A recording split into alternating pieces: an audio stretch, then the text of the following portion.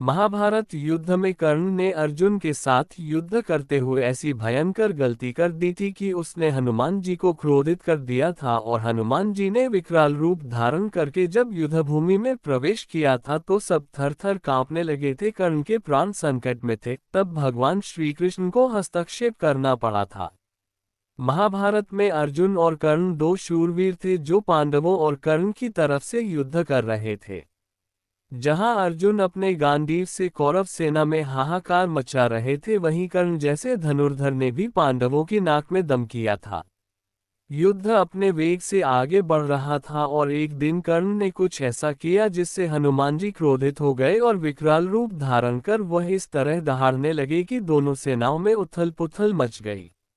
बताते हैं कि महाभारत के युद्ध में कर्ण और अर्जुन जब आमने सामने आए तो दोनों ही धनुर्धर एक दूसरे के बाणों को काट रहे थे। कर्ण के बाण ऐसे थे कि अगर अर्जुन के रथ पर खुद श्री कृष्ण सारथी के रूप में न बैठे होते, उनके रथ की ध्वजा पर हनुमान जी न बैठे होते तो उनका रथ टिक न पाता। इसीलिए युद्ध के मैदान में श्री कृष्ण कर्ण की प्रशंसा कर रहे थे, यह अर्जुन को अच्छा नहीं लग रहा था। तब अर्जुन ने श्री कृष्ण से पूछा कि मेरे बाणों के प्रहार से कर्ण का रथ 25 से 30 हाथ तक पीछे चला जाता है, जबकि उसके बाण मेरे रथ को महज 2-3 हाथ ही पीछे कर पाते हैं। इसके बाद भी आप कर्ण की तारीफ कर रहे हैं, ऐसा क्यों? इस पर श्री कृष्ण ने अर्जुन को बताया कि हे पार्थ, तुम्हारे रथ की ध्वजा पर बैठे हनुमान जी इसकी रक्षा कर रहे हैं। पहियों पर शेषनाग बैठे हैं और मैं इसका सारथी हूँ। इसके बाद भी कर्ण तुम्हारे रथ को पीछे कर रहा है, यह उसके पराक्रम का ही प्रमाण है, इसलिए कर्ण की सराहना करनी बनती है।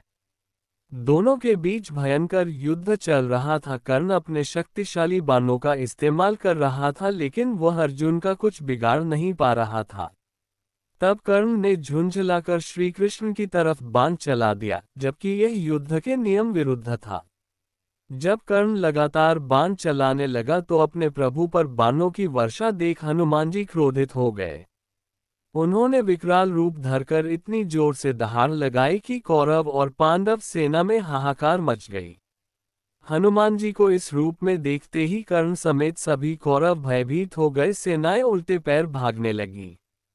हनुमान जी इतने क्रोध में थे कि अगर वह कर्ण को अधिक देर तक देख लेते तो वह उनकी दृष्टि से ही मारा जाता।